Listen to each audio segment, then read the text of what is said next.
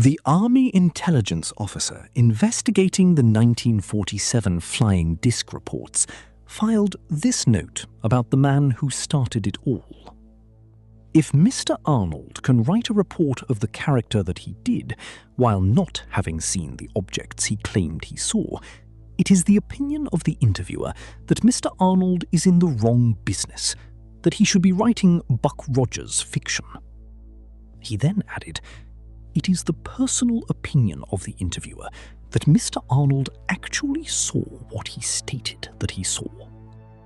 That agent was Lieutenant Frank M. Brown of the 4th Army Air Force.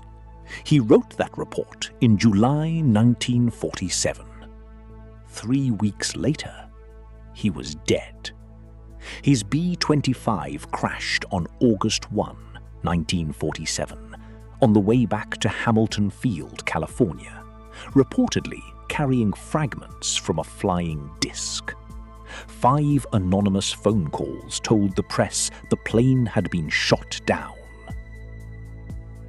This is Case File 62HQ83894. It is the FBI's own internal record of what happened in the summer of 1947, and it was sealed for decades. That file is now public. We are going through it, line by line.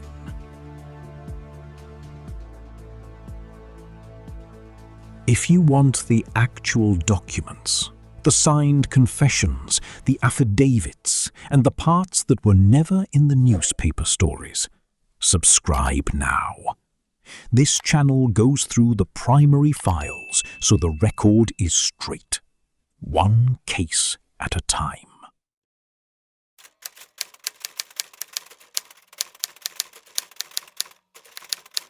Kenneth Arnold, a 32-year-old businessman and experienced pilot from Boise, Idaho, reported seeing 9 objects flying in formation near Mount Rainier. He described them as moving at a speed he could not explain using any known aircraft. His report triggered a wave of sightings across the country. The Army Air Force launched an investigation. The FBI was brought in. The file we are working from is the Bureau's internal record of everything that followed. It includes signed affidavits, field agent interview reports, intercepted communications, and a formal investigation into whether the B-25 that killed 2 Army intelligence officers was sabotaged.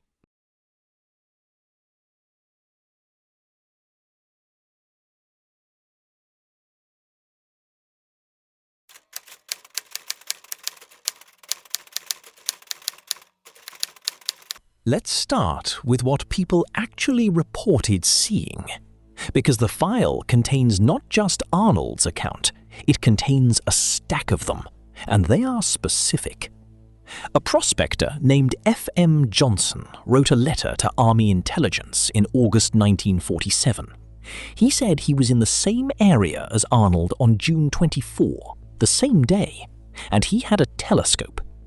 His words, preserved in the file, they were round about 50 feet in diameter, tapering sharply to a point in the head end in an oval shape with a bright top surface. I did not hear any noise as you would from a plane, but there was an object in the tail end that looked like a big hand of a clock shifting from side to side like a big magnet.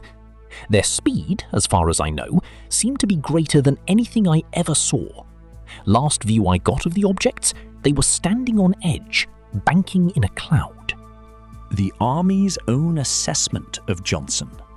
Colonel Springer of the 4th Air Force wrote, quote, "A possibility exists that Mr. Johnson might have read some of this in the newspapers." The headquarters, he added, did not intend to investigate the incident further. They moved on. But the FBI did not. At Muroc Army Air Field in California, Signed affidavits were filed by military personnel in July 1947. 3 separate sworn statements from officers and enlisted men. Major Richard R. Shoup stated he observed, quote, a thin metallic object approximately 8 miles to the north, oscillating in a forward whirling movement, climbing from near ground level to high altitude for approximately 8 minutes. Sergeant Joseph Ruvalo filed a separate affidavit. He described 2, quote, disc or saucer-shaped silver-colored objects flying at approximately 7,500 to 8,000 feet, traveling at a speed that, quote, could not have been a balloon. He added, I am of good health and sound mind, and this was no hallucination. First Lieutenant Joseph McHenry filed his own statement. He described 2 silver spherical or disc-like shapes traveling at approximately 300 miles per hour, heading northwest at 8,000 feet. He asked 3 other witnesses independently to identify which direction the objects were moving. All 3 pointed the same way. He checked they were traveling against the prevailing wind. He also ruled out weather balloons on those grounds. And when he ran to get medical personnel as additional witnesses, the objects were gone.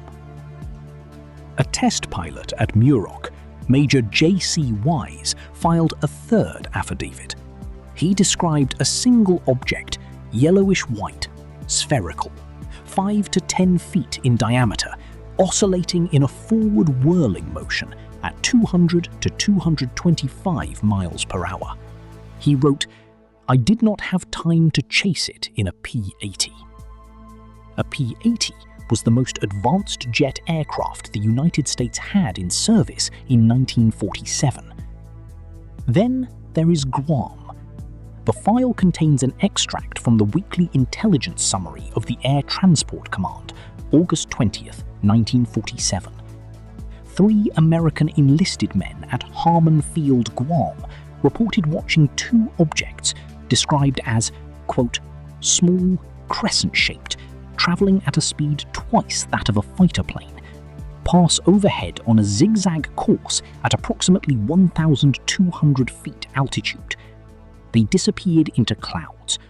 One re-emerged and continued west. The report ends there.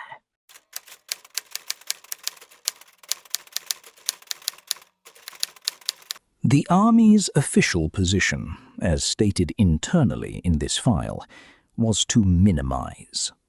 Major General Twining of Wright Field communicated to one journalist that the Army instituted its investigation to, quote, wash out the disc reports, since they are definitely not of AAF origin. The 4th Air Force recommended no further Army investigation into the Maury Island case, and additionally recommended revoking one witness's reserve commission for being, in their words, an undesirable and unreliable officer. The FBI's own report concluded, quote, there appears to be no substantiation of a sabotage charge regarding the B-25 crash, and it noted the Bureau would undertake no further inquiry.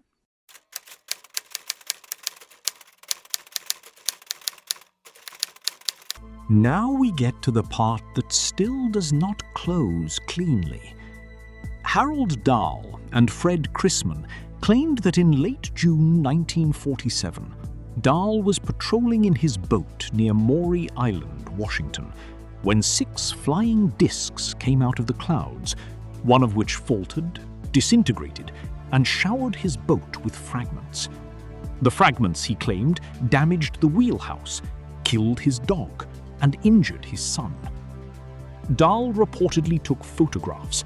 He said the printed films were, quote, marred with white spots. He also said that several days after the incident, a stranger appeared at his home and warned him to forget everything he had seen on or near Maury Island. His 16-year-old son, he said, ran away from home shortly after the incident and was later found by police in Montana. Dahl and Chrisman sent rock fragments to Ray Palmer, editor of the Venture Press and Fantasy magazine in Chicago, asking him to have them analyzed.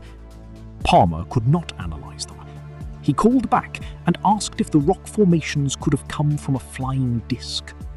Dahl told Palmer they could.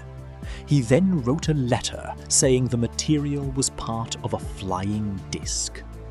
In signed statements given to the FBI, both Dahl and Chrisman admitted, quote, "This statement was entirely false." They admitted the rock formations had no connection with any flying disc. Palmer paid Kenneth Arnold $200 to travel to Tacoma and investigate the Dahl-Chrisman story. Arnold, the original, credible, well-regarded witness, took it seriously enough to make the trip. He then personally called Army intelligence officers, Lieutenant Frank Brown and Captain William Davidson, and asked them to attend a meeting at the Winthrop Hotel, room 502, Tacoma, Washington, on the night of July 31. At approximately 4 a.m., the left engine caught fire. The left wing broke off. The plane crashed near Kelso, Washington. Captain Davidson and Lieutenant Brown were killed. A crew chief and a hitchhiker parachuted to safety. The investigation at McCord Field found, quote, "no indication of any sabotage whatever."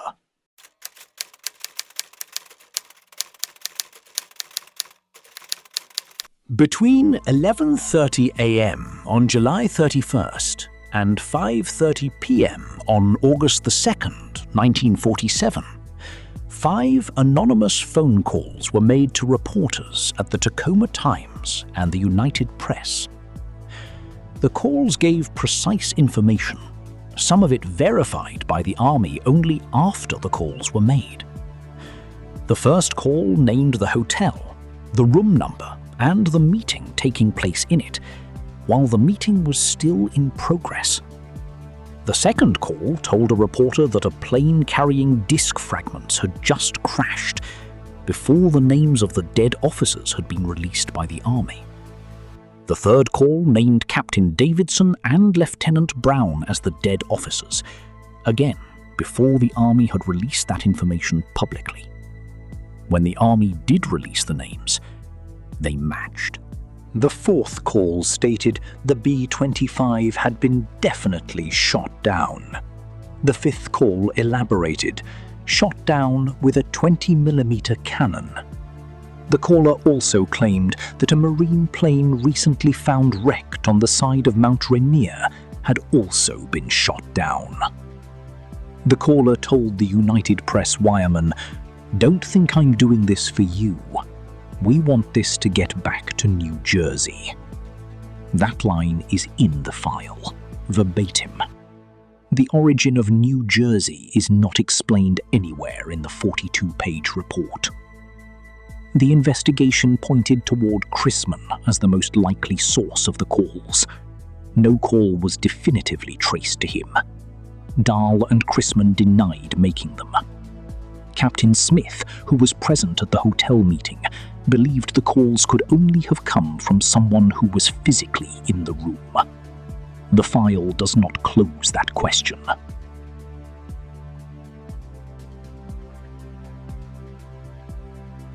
For the Muroc affidavits, multiple independent military witnesses, signed statements, descriptions consistent across reports. The standard explanations are weather balloon, high-altitude aircraft, lens effect, or classified test vehicle. No explanation was entered into the file for the Muroc sightings. The affidavits are just there, signed, attached. For the Arnold sighting, the investigating agent checked aeronautical charts and found Arnold's stated distances, speeds, and course all, quote, could very possibly be facts. He did not dismiss it. He filed it. The Army's position was to wash it out. The agent's position was that Arnold saw what he said. For the Maury Island fragments, Dahl and Chrisman admitted in writing the story was fabricated. That part is settled. For the B-25 crash, the official investigation found no sabotage, engine failure, exhaust stack fire, wing separation, mechanical. For the anonymous calls, the source was never confirmed.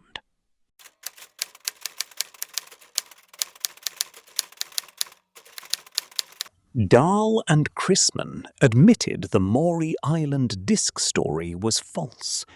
That should close the case. And in terms of the specific fragment claim, it does. But it does not explain why Army intelligence officers Brown and Davidson thought the meeting was worth attending at 11 p.m. on a Thursday night, and worth cutting short to drive to an airfield at 2:30 in the morning. It does not explain why, at that same meeting, Lieutenant Brown told Captain Smith that he and Davidson believed there might be some truth in the current flying disc stories, and that their immediate superiors did not agree with them. It does not explain the Muroc affidavits, 3 signed sworn statements from military personnel at the most classified air test facility in the United States, filed the same week, describing objects none of them could identify and none of them retracted. It does not explain who made the 5 anonymous calls that accurately named dead Army officers before the Army released those names. And it does not explain what Brown and Davidson were actually carrying in that B-25. The file says fragments. It says rock formations. It says the story was fabricated. And then it notes, on page 12, that at 09:30 on the morning of August the 1st, a message came through stating that top-secret material was in the navigator's kit, and requesting the commanding officers expedite all available information. The next paragraph closes the incident.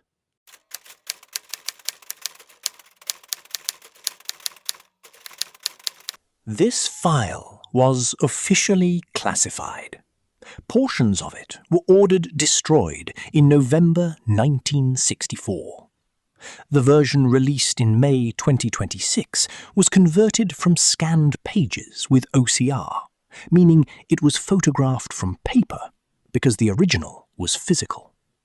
Handwriting is still visible in the margins. Stamps are still legible.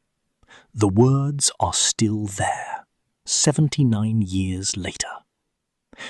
The Muroc affidavits are unsigned by anyone in authority, because no authority chose to act on them.